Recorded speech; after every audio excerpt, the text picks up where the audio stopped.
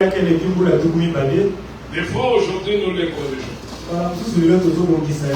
Et pourtant nous les avions affirmés avec force.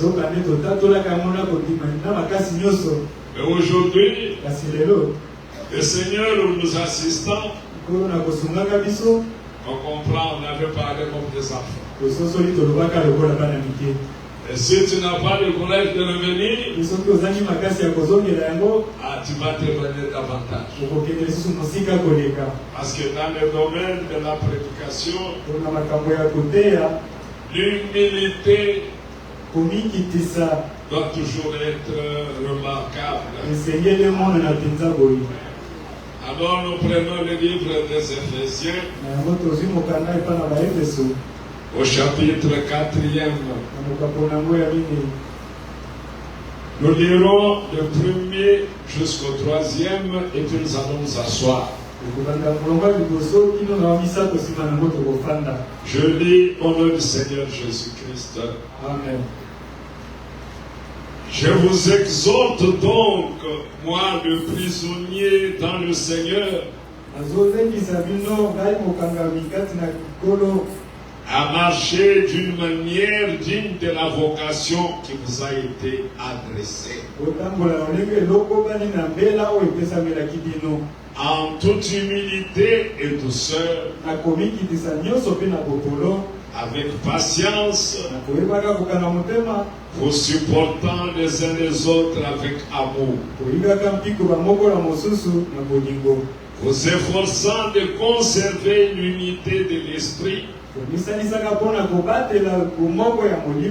par le lien de la paix. Vous pouvez vous asseoir et que Dieu vous bénisse. Ici, Paul,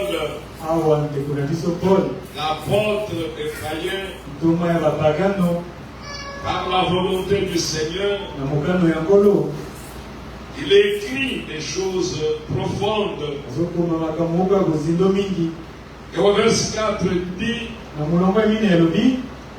il y a un seul corps et un seul esprit. Comme aussi vous avez été appelés à une seule espérance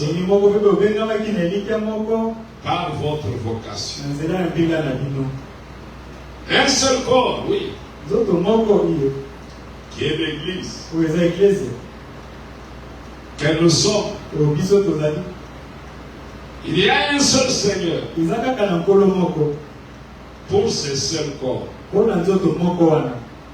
Une seule foi. Un seul baptême pour appartenir à ce seul corps. Un seul Dieu et Père de tous, qui est au-dessus de tous, et parmi tous, et en tous. C'est-à-dire encore dans ce corps. C'est lui qui dirige ce corps. C'est lui qui oriente ce corps. Et voilà ce qu'il va dire le verset 7e. Mais à chacun de nous, nous qui, membres de ce corps, la grâce a été donnée selon la mesure du don de Christ. Comme tel que nous sommes là, membres de ce corps, nous n'avons pas la même grâce. Mais chacun a reçu du Seigneur une grâce particulière. C'est pourquoi il est dit, étant monté dans les hauteurs, il a amené des captifs et il a fait des dons aux hommes. Or, que signifie il est monté, sinon qu'il est aussi descendu dans les régions inférieures de la terre? C'est lui qui est descendu, c'est le même qui est monté au-dessus de tous les cieux, afin de remplir toutes choses. Parce que lorsqu'il était venu, C'est pour accomplir un service. Alors il devait faire tout ce que la parole de Dieu avait prévu qu'il ferait. C'est pourquoi l'Écriture dit afin de remplir toutes choses. Et il a donné les uns comme apôtres, les autres comme prophètes, les autres comme évangélistes, les autres comme pasteurs, pour le perfectionnement des saints, en vue de l'œuvre du ministère et de l'édification du corps de Christ. Les corps, l'église qui a été bâtie, doit croître. Comme nous le savons, ce corps, ce sont des membres. Chacun de nous doit croître. Mais pendant la croissance, nous ne croissons pas au même rythme. Il y en a qui croissent assez rapidement. Il y en a qui sont lents dans la croissance. Ceux-là pour qui Paul pouvait dire, vous qui aviez commencé en esprit, comment pouvez-vous aujourd'hui vous retrouver là où vous êtes? Vous pouvez croire le même jour. Après 20 ans, l'un a grandi considérablement et l'autre est resté chétif. Il n'a que des questions oiseuses à poser. Il ne grandit jamais. Et pourtant, il a 50 ans dans la foi. N'est-il pas enfant de Dieu? Là, on ne peut pas répondre. C'est Dieu qui connaît ses enfants. Mais le fait de croire avec plusieurs années ne signifie rien. C'est que quelque chose, c'est la nouvelle naissance. Il faut être régénéré et croître. Alors il dit, jusqu'à ce que nous soyons tous parvenus à l'unité de la foi et de la connaissance du Fils de Dieu, à l'état d'homme fait, à la mesure de la stature parfaite de Christ. Donc nous croissons et en grandissant, le verset 14 dit, ainsi nous ne serons plus des enfants, flottants et emportés à tout vent de doctrine par la tromperie des hommes, par leur ruse, par les moyens de séduction. Mais en professant la vérité dans l'amour, nous croîtrons à tous égards en celui qui est le chef, Christ. Amen. Donc, quand nous venons chaque jour, nous venons pour croître, pour être édifiés. Mais observez, même dans le corps humain, quand même la nourriture a été faite pour le ventre, et le ventre pour la nourriture, si vous devez manger chaque jour les pondus, vous n'aurez pas tous les éléments dans le corps. Votre croissance ne se fera pas bien voir. Peut-être vous allez croître avec difficulté. Alors que Dieu a mis beaucoup de nourriture sur la terre pour que le corps de l'homme se construise par la nourriture qu'il prend. Il en est de même pour notre âme. Pour que notre âme puisse croître. Parce que la croissance dont Paul parle ici, c'est pas la croissance des années. Non, c'est l'homme intérieur qui doit grandir, qui doit croître. Mais il va croître avec quoi? Il va croître avec la nourriture que Dieu donne. Et la nourriture que Dieu donne, c'est sa propre parole. C'est par la parole que nous croissons. Si tu as l'habitude de ne pas venir au culte, sache aussi que ta croissance va correspondre à ta manière d'écouter la parole.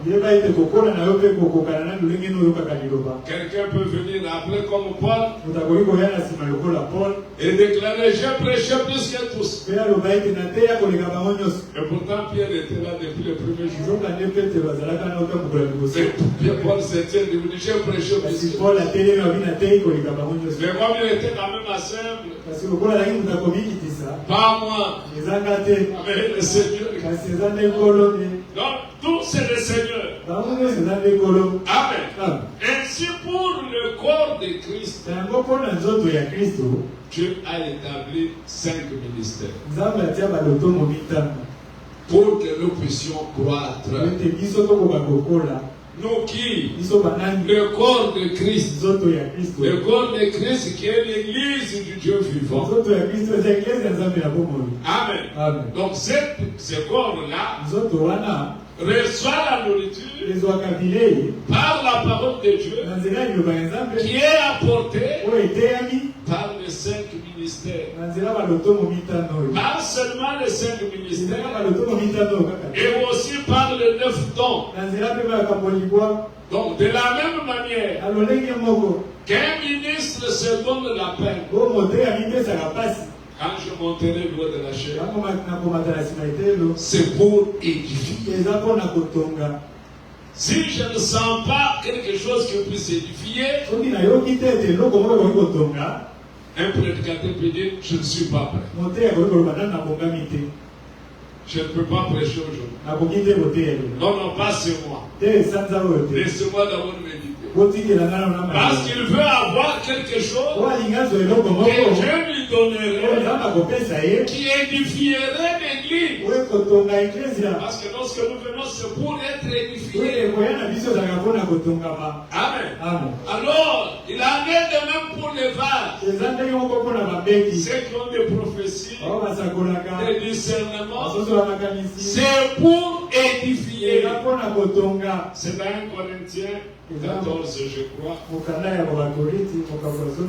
le dire.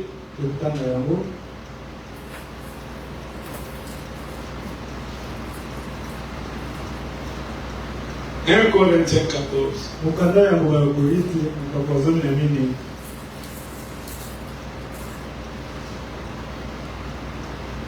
D'abord au verset 6, Paul écrit disant: et maintenant, frères, de quelle utilité vous serais-je si je venais à vous en parlant en langue, et si je ne vous parlais pas par révélation, ou par connaissance, ou par prophétie, ou par doctrine? Donc un ministre, quand il se tient debout, c'est par révélation, ou par connaissance, ou par prophétie, ou par doctrine. Si les objets inanimés qui rendent un son, comme un flûte ou une harpe, ne rendent pas des sons distincts, comment reconnaîtra-t-on ce qui est joué sur la flûte ou sur la harpe? Et si la trompette rend un son confus, qui se préparera au combat? De même vous, si par la langue vous ne donnez pas une parole distincte, comment saura-t-on ce que vous dites? Car vous parlez en l'air. Aussi nombreuses que puissent être dans le monde de diverses langues, il n'en est aucune qui soit sans signification. Si donc je ne connais pas le sens de la langue, je serai un barbare pour celui qui parle. Et celui qui parle sera un barbare pour moi. De même vous, puisque vous aspirez au don spirituel, que ce soit pour l'édification de l'église, que vous cherchiez à en posséder abondamment. N'ayons pas le plaisir seulement d'avoir des dons, mais ayons à cœur, par les dons que j'ai, que je puisse édifier, que ce soit dans la prophétie, que ça soit dans le discernement, que ça soit dans les langues, que ça soit même dans la prédication, que je prêche afin d'édifier. Que l'église de Dieu se construise. Que l'église de Dieu grandisse. Et pour cela, nous devons totalement nous abandonner à lui. Pour lui céder la place. Et que lui parle. Parce que lui sait parler mieux. Il parle mieux que quiconque. Il enseigne mieux que quiconque. Il juge mieux que quiconque. Alors, ce corps de Christ, qui est l'église, est édifié selon les Écritures par les cinq ministères. Il est édifié par les 9 dons. Alors, si ça n'édifie pas, parce que les dons c'est pour l'église, ce n'est pas pour toi. Le ministère c'est pour l'église, ce n'est pas pour toi. Si tu exerces un ministère, c'est pour l'église. Parce que lui a dit, je bâtirai mon église. Aucune porte de séjour de l'homme ne prévaudra point contre elle. C'est-à-dire, il est jaloux de son église. Amen. C'est pourquoi il ne permet pas qu'un prédicateur donne sa pensée, qu'un vase donne son intuition mentale. Parce qu'en donnant une intuition mentale, tu peux désorienter un enfant de Dieu. Est-ce que vous savez bien? Tu peux les désorienter. C'est pourquoi il faut être rassuré. Seigneur, ce que je veux faire, c'est pour ton honneur, c'est pour ta gloire. Ne permets pas que par moi, ton peuple soit désorienté. Amen. Alors, mes frères bien-aimés, l'église du Seigneur Jésus-Christ, comme nous l'avons lu dans Ephésiens 4,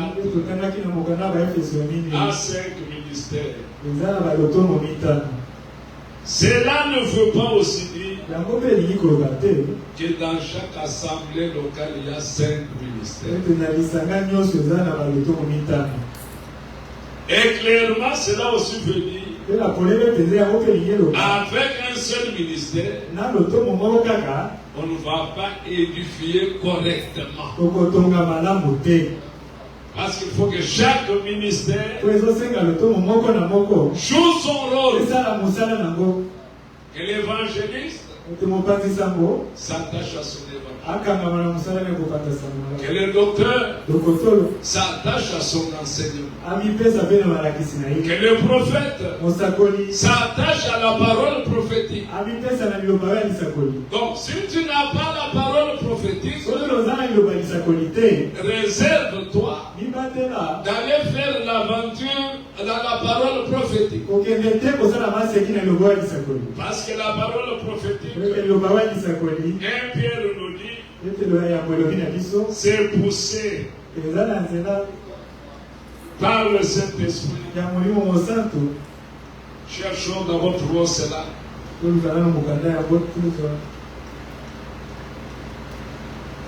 Celui qui a l'écriture, c'est poussé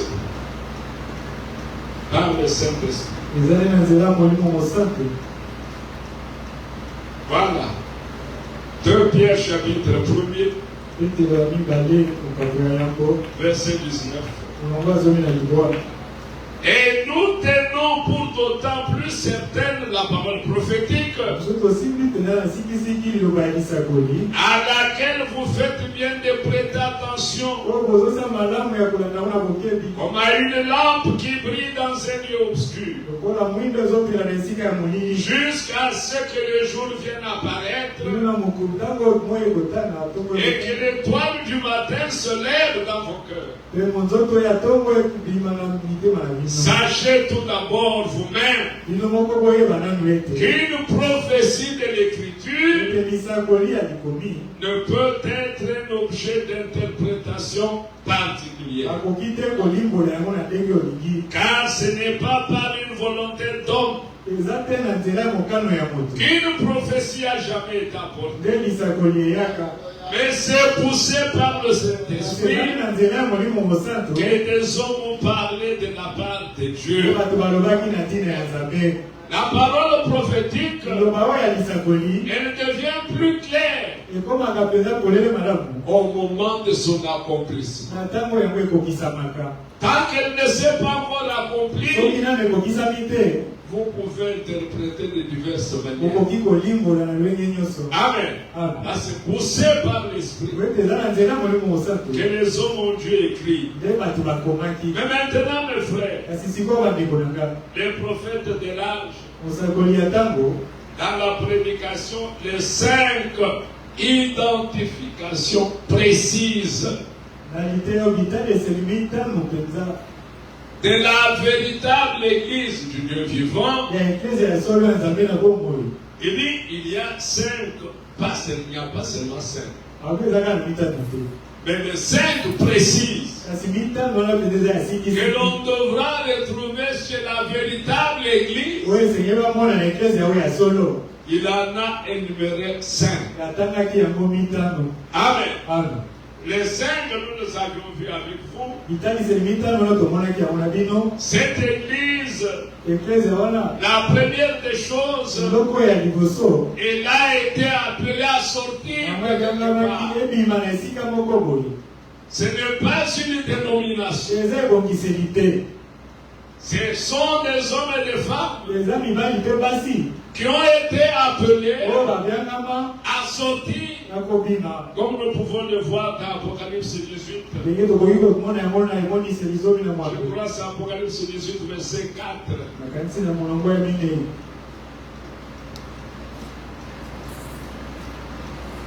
Au verset 4, il est écrit: et j'entendis du ciel une autre voix qui disait: sortez du milieu de mon peuple, afin que vous ne participiez point à ces péchés, et que vous n'ayez point de part à ces fléaux,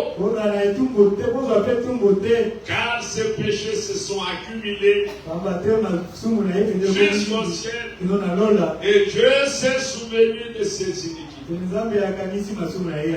Alors il nous est demandé à la véritable Église, à ses membres, de sortir de toute dénomination.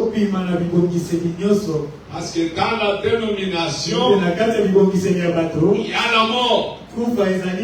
Dans la dénomination, il n'y a pas de vie. Quand bien même ils peuvent avoir certaines choses qui sont vraies, mais comme il y a déjà le mensonge mêlé à la vérité, il n'y a pas de vie. Amen. C'est pourquoi le prophète disait, si vous allez quelque part, faites le test de la parole. Si vous voulez savoir que Dieu est dans cette église, ne suivez pas les parlants, ne suivez pas les prophéties, mais suivez la parole. Parce que toute la parole qui est apportée est selon les Saintes Écritures. Si ce n'est pas conforme aux Écritures, quel que soit ce qui t'a attiré là-bas, Dieu n'y est pas. Est-ce que vous êtes ici? Amen. Dieu n'y est pas. Parce que là où Dieu est, sa parole est crue. Parce que le Saint-Esprit ne peut pas nier sa propre parole. Ce qui est écrit, c'est ce qui doit être prêché. Selon 2 Timothée, je crois, chapitre 3e. Vous voyez toute écriture est inspirée de Dieu. C'est une écriture que nous connaissons bien. Au verset 14, l'apôtre dit, car ceux qui remplissent convenablement leur ministère. Non, c'est pas ici. Là, oui. Verset 16. Non, toute écriture est inspirée de Dieu. 2 Timothée 3, verset 16. 2 Timothée 3, 16. Ok, que Dieu vous bénisse. Toute écriture est inspirée de Dieu et utile pour enseigner, pour convaincre, pour corriger, pour instruire dans la justice. Pour obtenir quoi? Afin que l'homme de Dieu soit accompli et propre à toute bonne œuvre. Donc, en dehors de l'écriture, on ne corrige pas, on n'enseigne pas, on ne peut pas croire. Mais si pour la véritable écriture, le prophète dit, cette église, au paragraphe 180, traduction Frère, la voix de Dieu, il dit ceci. Est-ce que nous sommes là? Amen. Quelle est l'identification de l'Église? Souvent nous posons des questions. Paragraphe 180. Je vais aller dans telle ville. Est-ce que vous ne pouvez pas m'indiquer une assemblée où je puisse aller écouter la parole? Non. Partez d'ici, étant armé, connaissant la parole, et quand je veux m'asseoir, n'importe où, moi-même, je vais discerner qu'il prêche la parole, oui ou non. Je me souviens, lorsque le frère allait aller vers Bukavu, comme on ne connaissait personne là-bas, on a cherché à se renseigner, on nous a donné des adresses. Mais lorsqu'il est arrivé là-bas lui-même, il a été conduit à aller ailleurs. Il n'est plus resté là où nous lui avons donné des coordonnées. C'est pour dire, soyons édifiés ici. Croissons ici. Écoutons la parole ici. De telle sorte que, même si je me retrouve quelque part, je suis à mesure de savoir ont-ils la parole oui ou non. Alors le prophèt dit, il pose la question, quelle est l'identification de l'église? L'église comme l'église. Qu'est-ce qu'elle doit être? Cette église-là. Qu'est-ce qu'elle a été? Cette église. Où est-ce qu'elle a été? À la Pentecôte. Amen. Si elle doit être quelque chose, c'est ce qu'elle a été à la Pentecôte. Qu'est-ce que c'est? Cette église-là, le groupe qui a été appelé à sortir. Pas une église de réveil, une dénomination. Il dit non, nous sommes devenus du message. Oui, il y en a beaucoup. Directement, il dit non, maintenant nous sommes du message. Non. Ils n'ont pas été appelés à sortir. Amen. Il dit c'est un groupe de gens qui a été appelé à sortir. Il continue avec les questions. Qui l'a établi? Qui en est le fondateur? C'est Jésus-Christ. Pas l'évêque. Pas l'église catholique. Pas le méthodiste. Pas Luther. Pas Wesley. Non, monsieur. Qui l'a établi? Jésus-Christ. Amen. Il continue. Quel est son message? C'est-à-dire en d'autres termes, qu'est-ce qu'elle prêche? Cette église-là, elle prêche quoi? Il ne s'est pas arrêté. Il continue de dire, elle prêche la repentance. Elle prêche le baptême d'eau. Elle prêche le baptême du Saint-Esprit. Elle prêche la guérison divine. Elle prêche le salut.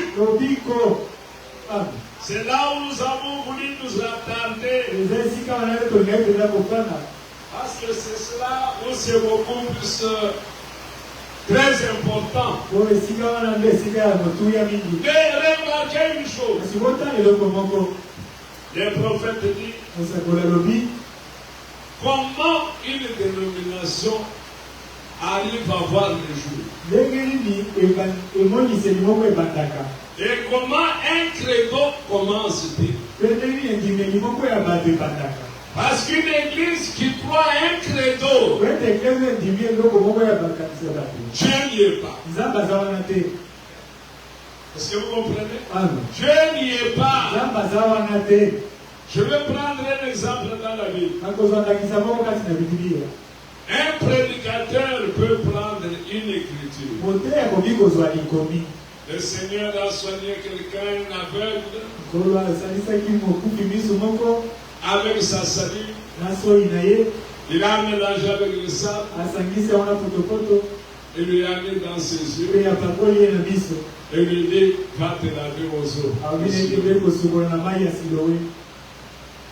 Un prédicateur se lève aujourd'hui et dit, Jésus-Christ est le même. Hier, aujourd'hui, et pour toujours.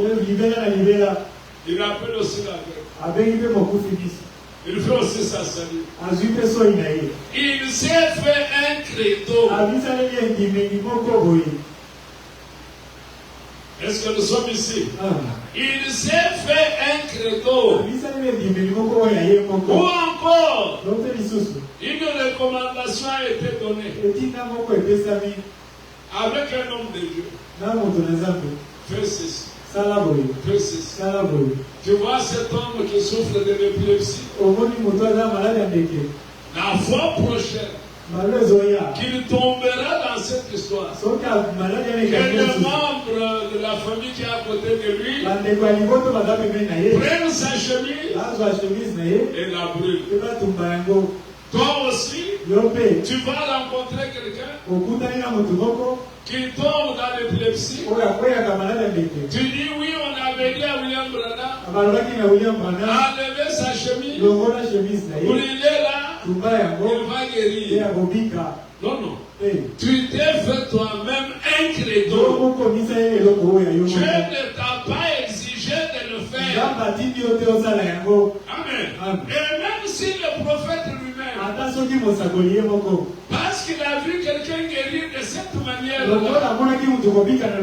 et qu'il s'est dit, chaque fois que je n'aurai un homme comme ça, j'agirai de cette manière. Ça n'allait pas réussir. Il se serait fait lui-même un credo. Voilà comment les dénominations naissent.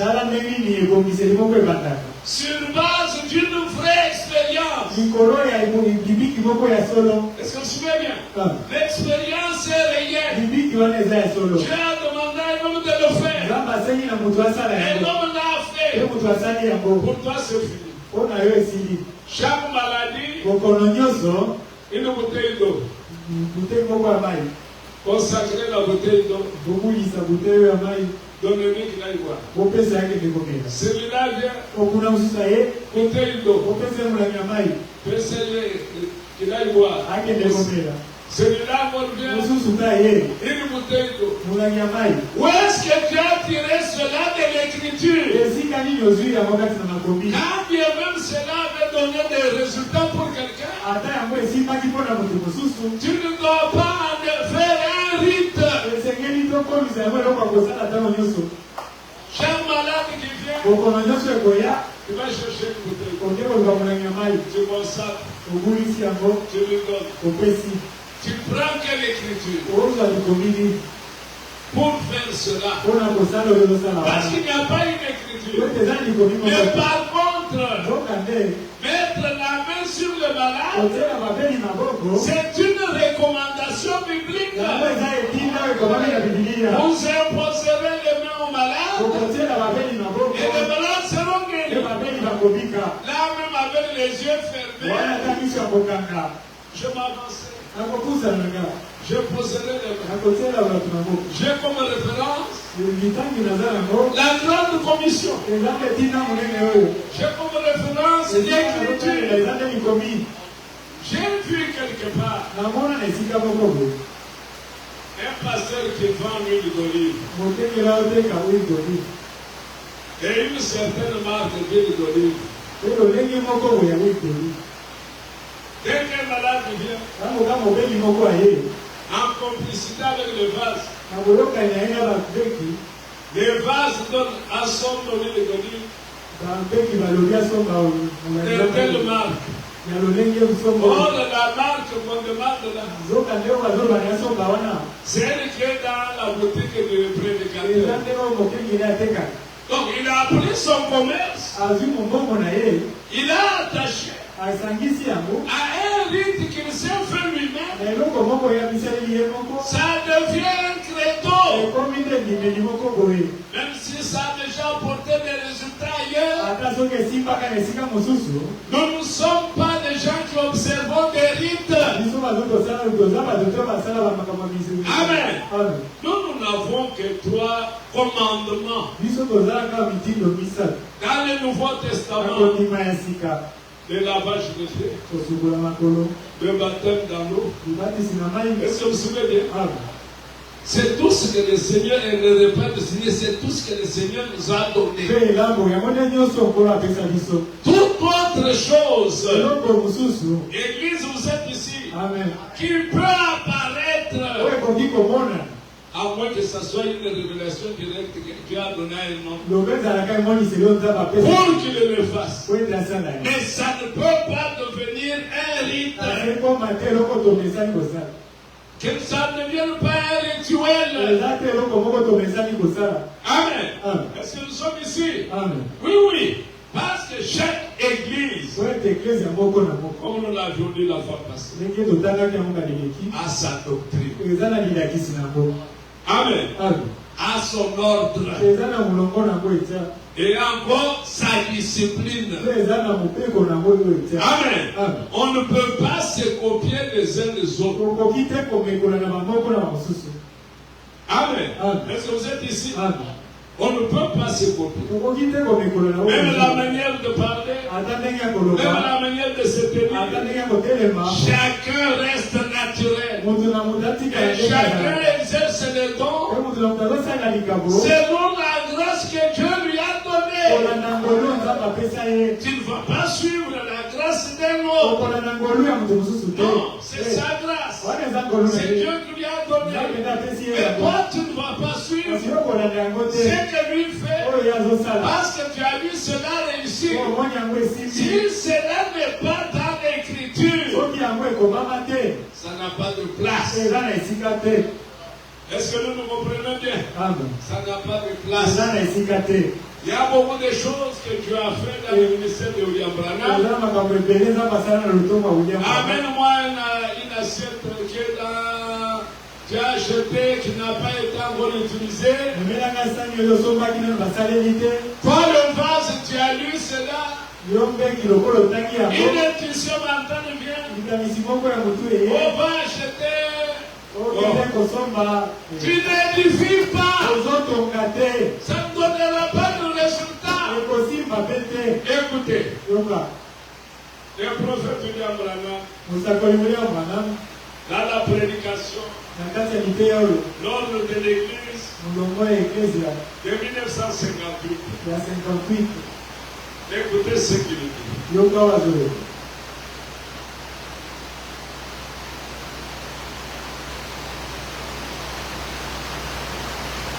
Il dit d'abord, pour commencer, au paragraphe 19.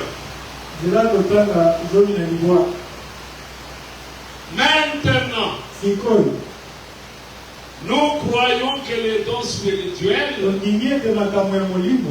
sont à l'ordre du jour parmi les croyants. Est-ce que vous le croyez aussi comme ça? Les dons spirituels doivent œuvrer, opérer au milieu d'eux. Nous avons une écriture, plusieurs même, à ce sujet. Paul en a suffisamment enseigné. Mais maintenant, écoutez. Nous ne pouvons pas croire qu'un homme puisse prêcher sous l'inspiration et qu'il soit donc un enseignant et qu'ensuite il réunit ensuite les dons de guérison. Je vais vous faire voir quelque chose pour que nous sortions de toute confusion. Être malade, aller à l'hôpital, les médecins vont prendre soin de toi. Il n'y a pas une interdiction dans la Bible. Est-ce que nous sommes d'accord? Mais lorsqu'un médecin traitait quelqu'un, et le médecin lui-même a déclaré, je ne comprends plus rien. Et que la personne croit que Jésus peut faire quelque chose. C'est-à-dire, l'action du médecin s'est arrêtée. Parce que le médecin a déjà échoué. Et là, tu entres en scène. Et quand tu entres en scène, c'est la guérison divine. Alors, lorsqu'on prêche la la guérison divine à l'église, on ne veut pas dire que si tu es malade, ne va pas à l'hôpital. Non. Mais si tu es convaincu comme cette femme qui a fait 12 ans, elle a dépensé tout ce qu'elle avait. Vous comprenez? Elle a dépensé. Elle a eu la foi. Je veux toucher seulement son vêtement. Est-ce que vous savez bien? Même toucher le vêtement. Moi, je ne peux pas te dire, pour que tu guérisses, va toucher le vêtement du prédicateur. Il n'y a pas une écriture qui nous recommande d'aller toucher le vêtement des uns et des autres. Mais c'est une recommandation. Là, c'est une affaire. Est-ce que nous sommes tous ici? Si c'est ta propre foi, ta propre foi peut te conduire même vers n'importe quel frère, n'importe quelle soeur. Je vois que cet homme, cette femme est une femme de foi. Si elle peut me poser la main, je guérirai. Tu es libre. Et cela ne peut pas être un produit, une prédication à apporter. Non. C'est une révélation personnelle. J'ai vu un jour Patrice donner un témoignage ici de Bouchoir. Tu peux aussi un jour faire ton aventure. J'avais entendu, on a dit, il a pris le Bouchoir. Tu attends que nous sortions, tu veux aussi ramasser le Bouchoir. Non.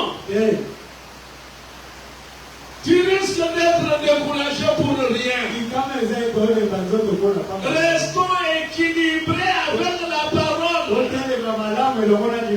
Ce qui n'est pas parole, qui est une expérience d'un frère, on l'accepte comme expérience qu'il a vécue. Mais ça ne viendra pas la parole à prêcher. Non. Amen. La vraie église, quand tu vas quelque part, tu comprendras directement. Ils ont fait quoi? Un credo. Ce n'est pas de l'écriture. Même si cela avait réussi avec les prophètes. Amen. Le prophète a prié même pour des chiens.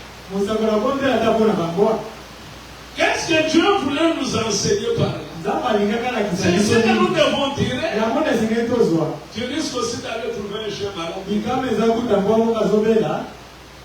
Je ne t'interdis pas. Mais si tu es pour ça de le faire, tu le feras si tu es conduit à le faire. Mais si tu le fais parce que le prophète l'avait fait, je ne pense pas que le Dieu interviendra. C'est-à-dire, qu'est-ce que nous voulons dire? Cette église prêche la guérison divine. Mais si tu arrives dans une église où tu vois seulement quelqu'un qui essaie d'entrer dans l'esprit, on le sort dehors. Ça pas ici. Allez, mettez-le dehors. Tu comprends directement. Ici, une partie de la parole a déjà été retranchée. Ici, on ne prêche pas toute la parole. Amen. Tu comprends toi-même pourquoi? Parce que tu as été enseigné. Amen. Donc, cette église dont le prophète parle ici, qui est fondée par Jésus-Christ, prêche le baptême dans l'eau au nom du Seigneur Jésus. Quand tu arrives quelque part, même si le bâtiment est beau, même si l'atmosphère est spirituelle, On rejette le baptême au nom de Jésus-Christ. Parce que j'ai déjà vu quelqu'un poser la question. Tu vas me prendre l'acte d'être tranquille? Qui a cité l'acte d'être tranquille? Tu dis Pierre. Ce n'est pas lui qui avait renié le Seigneur. Comment je peux prendre quelque chose que quelqu'un avait rien de le Seigneur? Dans le rapport à Matthieu 28. Est-ce que vous comprenez? Il trouve un argument. Mais est-ce qu'il est dans le vrai? Non, il n'est pas dans le vrai. Est-ce que c'est une véritable église? Non, ce n'est pas une véritable église. Même s'il se déclare corps de Christ. Amen. Le corps de Christ est constitué de véritables membres qui sont nés de nouveau.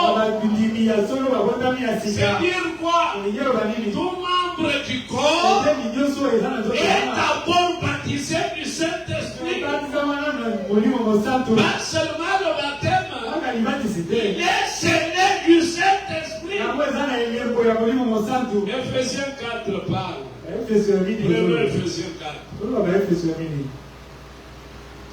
Nous sommes tous présents. Amen. C'est comme ça que nous identifions. C'est comme ça que toi aussi tu vas identifier. Tu ne vas pas dire parce que papa est là. Maman est là, c'est-à-dire la vraie. Non, la vraie est identifiée par son enseignement.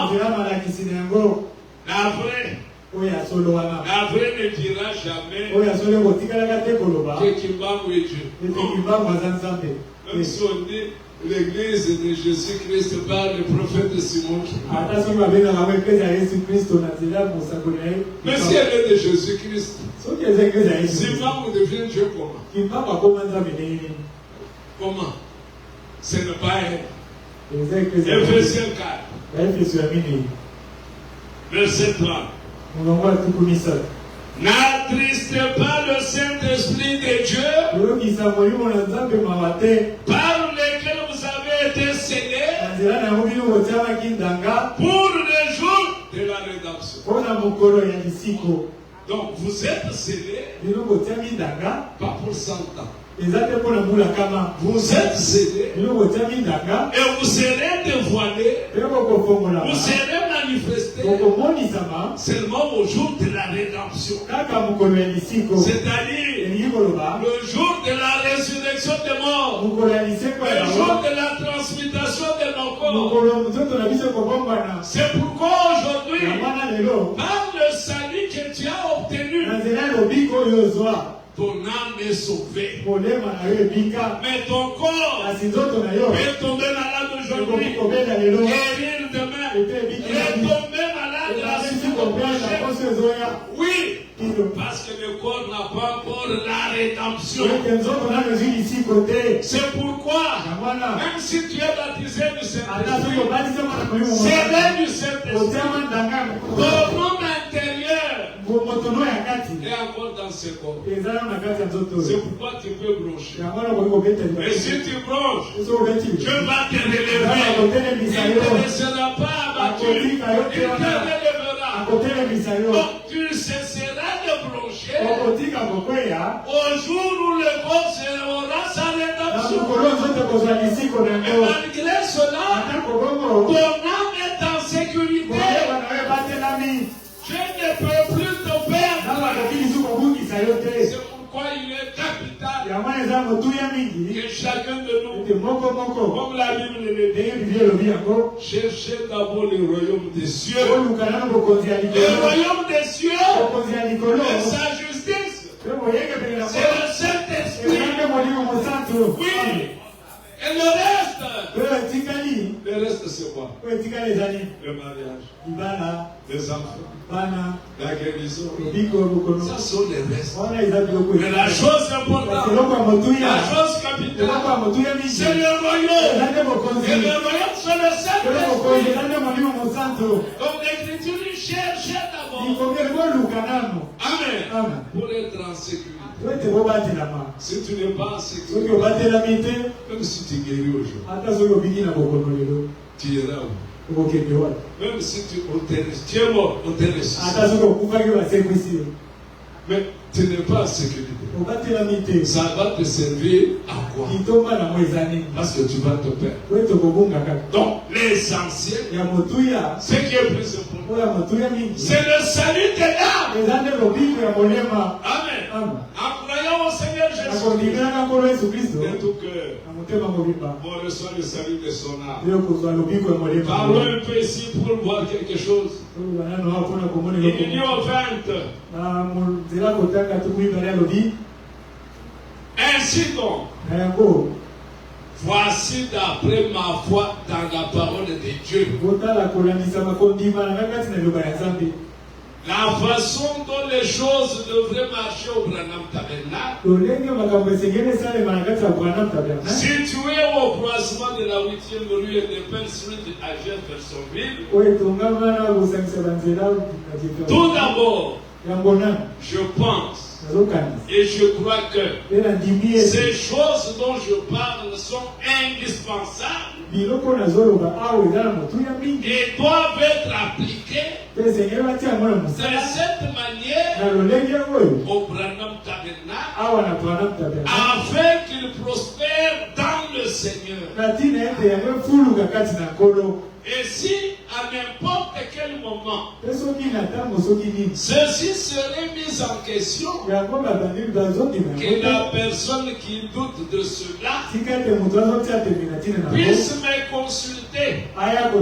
S'ils ne peuvent atteindre le pasteur, ou alors ils peuvent consulter le pasteur, si je suis à la maison et retour de certains de ce voyage, je serai heureux d'aider soit les laïcs, soit le pasteur à n'importe quel moment. Et ces choses sont scripturaires. Et je crois que c'est l'ordre de l'Église. Mais là, oui, c'est la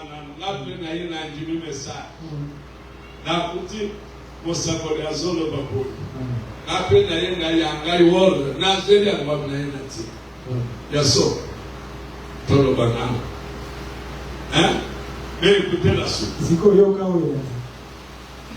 Je pense tout d'abord que chaque membre ou chaque adorateur du Branham Tabernacle devrait avoir beaucoup d'amour divin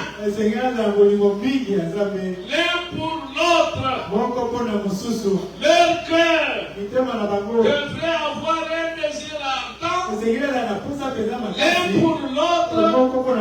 Lorsqu'ils doivent se quitter, se séparer après la réunion de ce soir, je suis un vrai croyant de l'amour divin. L'apôtre Paul a dit que c'était cela l'évidence du Saint-Esprit. Si vous vous aimez les uns les autres, on connaîtra que vous êtes quoi? Mes disciples. Mais si le monde qui nous entend parler, nous ne parlons qu'en mal des uns des autres, hein? Alors que nous sommes frères. Et nous entendons, si je veux critiquer quelqu'un, c'est un frère. Si je veux parler à mal de quelqu'un, je parle à mal d'un frère. Paul dit, ça c'est le signe que tu es un véritable chrétien. Mais si tu as le plaisir de ne parler qu'à mal de frères, alors tu dois t'examiner. Quel est l'esprit qui t'anime? Amen. Parce que si nous sommes du même corps, c'est que nous nous appartenons. Amen. Quand cette main ici se fatigue pour tenir le micro, vous voyez qu'il passe directement à la main gauche. Et la main gauche ne refuse pas. Elle accepte de prendre. Et si nous sommes du même corps, le prophète dit, chaque enfant de Dieu a la nature de son père. Et si tu es enfant de Dieu, tu dois avoir la nature de ton père. Amen. Alors, nous continuerons prochainement. Parce qu'avec les pluies qui tombent dehors, certains sont déjà inquiets. Ils ne peuvent plus bien recevoir. Il va demander, ne voit pas la pluie. Je vois la pluie. Je sais que même après la prédication, vous n'allez pas partir sous la pluie. Tant mieux nous entretenir. Qui est resté, mais néanmoins, l'essentiel a été dit. L'église de Jésus-Christ a un enseignement. L'église de Jésus-Christ a une doctrine. Amen. Elle prêche le baptême dans l'eau. Elle prêche le baptême du Saint-Esprit. Elle prêche la guérison divine. Elle a sa discipline. Elle peut sanctionner ses membres. Amen. Oui, elle peut sanctionner. Elle a sa discipline. Elle ne va pas côté ailleurs. Et tout celui qui est membre de cette église est tenu à un devoir. Et soutenir l'église. D'abord, par sa présence. Et soutenir l'église par ses dîmes et ses offrandes. Et soutenir l'église par ses prières. Amen. Ça, c'est un devoir. Si aujourd'hui, par exemple, il y a 2 personnes qui sont venues, on avait prêché seulement au bas. Hein? En venant, dès que vous êtes là, vous avez soutenu et l'église que vous avez soutenue, c'est vous-même. Amen. Que Dieu vous bénisse. Soyez en paix. Nous rentrons dans nos maisons. Nous allons nous tenir debout pour parler à celui qui nous a parlé. Pour dire à celui qui nous a parlé. Seigneur, si je ne suis pas encore membre de ce corps, fais que j'en sois membre aujourd'hui. Oui. Ça ne demande pas une étude. Ça demande seulement ta prière. Amen. Dieu donne son esprit à ceux qui le lui demandent. Et s'il te fait grâce de te le donner maintenant, tu deviens membre du corps de Christ. Tu ne te perdras plus jamais. Alors parlons tous au Seigneur.